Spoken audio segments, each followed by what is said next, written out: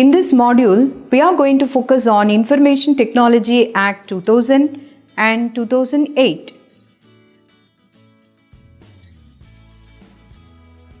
What is Information Technology Act 2000? The Indian Parliament passed its first cyber law, the Information Technology Act, in short ITA 2000, aimed at providing the legal infrastructure for e-commerce in India. ITA 2000 manages all aspects regarding the cyberspace, Internet, World Wide Web, such as the legal issues, consequences and conflicts. In the preamble to ITA 2000 is mentioned as an act that provides legal recognition for electronic data interchange, electronic transactions, and other means of electronic communication that generally takes place in the form of e-commerce.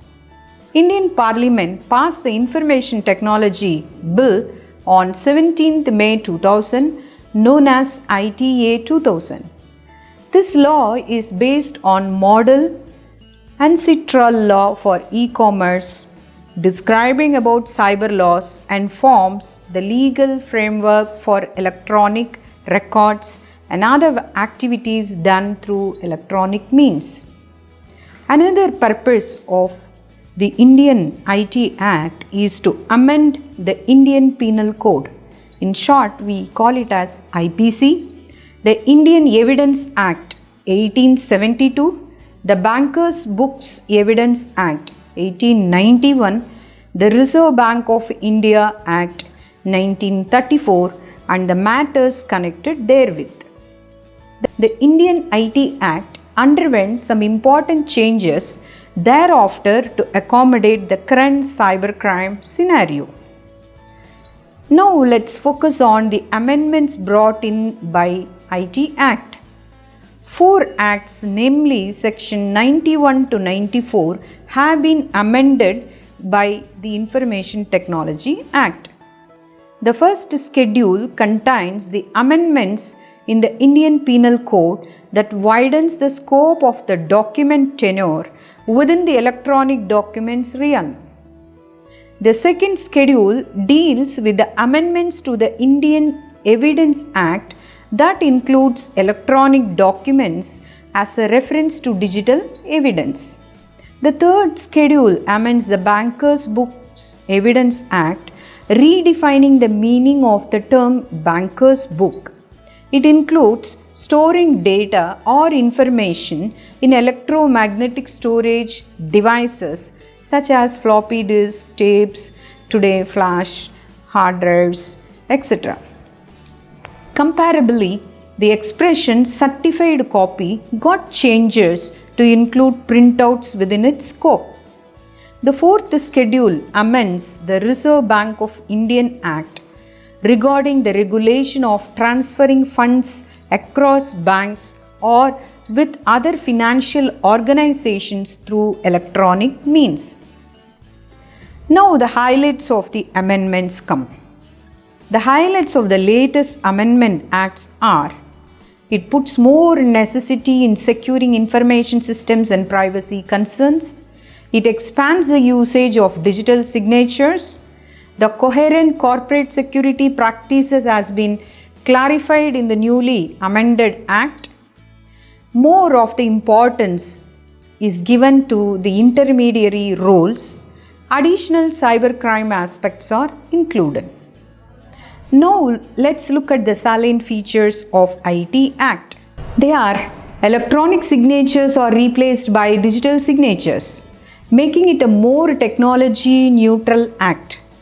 The acts had an expanded scope on punishments like penalties based on the type of offences and breaches.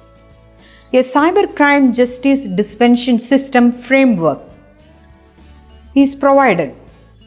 The definition of cyber cafe, which relates to any facility offered by the business community to the public members to improve their business tactics, are mentioned in the Act. A constitution for the Cyber Regulations Advisory Committee is proposed. It is based on the Indian Penal Code 1860, Indian Evidence Act 1872, the Bankers Books Evidence Act 1891, and finally the Reserve Bank of India Act 1934. The overriding effect of the Provisions Act are stated in Section 81. It restricts persons from utilization the Copyright Related Contents Act according to the Copyright Act 1957. Let's now focus on scheme of IT Act. The following points define the scheme of the IT Act. The IT Act contains 13 chapters and 90 sections. The last 4 sections of the IT Act 2000, that is sections 91 to 94 as mentioned earlier, deals with the amendments to the Indian Penal Code 1860, the Evidence Act 1872, the Bankers Book Evidence Act 1891, and finally the Reserve Bank of India Act 1934. It begins with the primary facet in Chapter 1 consisting of 2 sections where Section 1 deals with the short title, extent, commencement and application of the Act, and Section 2 delivers the definition of the Act. Chapter 2 deals with the authentication of electronic records, digital signatures, electronic signatures, etc. Chapter 11 deals with the offences and the penalties. It contains severe penalties and punishments based on the type of offence.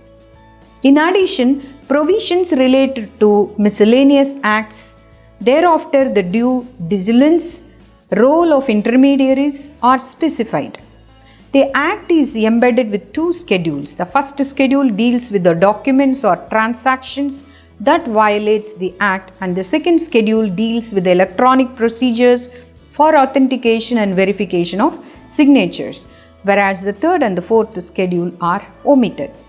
We are not going to get into the details of the cyber law as the focus of this course is only on the important cyber crimes and the offences related to cyber security. We will see the applications of the Information Technology Act. As per the subclass 4 of Section 1, nothing in this Act shall apply to documents or transactions specified in the first schedule. The documents or transactions that do not apply to this Act are the negotiable instrument, power of attorney, trust, will, and contract. Any such class of documents or transactions as may be notified by the central government. Now we will move on to the Indian Act for Cybercrime. There are certain particular sections like 65, 66, 67, 71, 72, 73 and 74 of the Indian Information Technology Act 2000 are only relevant to the discussions on cybercrime in the legal context. As I told you earlier, we are going to focus only on the offences and the sections according to the cyber law related to cybercrimes only. We will see some of them. According to Section 65, tampering with computer source documents is an offence. The penalty is the person will be imprisoned up to 3 years or levied with fine up to 2 lakhs or sometimes both. According to Section 66, the computer related offences are taken. Here, the person will be imprisoned for up to 3 years or charged with fine extending up to 5 lakh rupees or sometimes both. According to Section 67, punishment for publishing or transmitting obscene material in electronic form. On first persuasion, the person will either be imprisoned for up to 3 years or fined with up to 5 lakh rupees or sometimes both. On second or subsequent persuasion, they shall be charged with a fine up to 10 lakh rupees or imprisoned for a term up to 5 years. Section 71. Penalty for misrepresentation. The person will be imprisoned up to 2 years or levied with a fine up to 1 lakh rupee or sometimes both. Section 72. Penalty for breach of privacy and confidentiality. Here, the person will be imprisoned up to 2 years or fined up to 1 lakh rupees or sometimes both. Section 73. Penalty for publishing false digital signature certificates in certain particulars. Any person who contravenes the provisions of subsection 1 shall be punished with imprisonment up to 2 years or levy with a fine up to 1 lakh rupees or sometimes both. Section 74. Publication for fraudulent purpose. Here the person will be imprisoned up to 2 years or levied with a fine up to 1 lakh rupees or sometimes both. So these are some of the offences and the penalties discussed according to the various sections.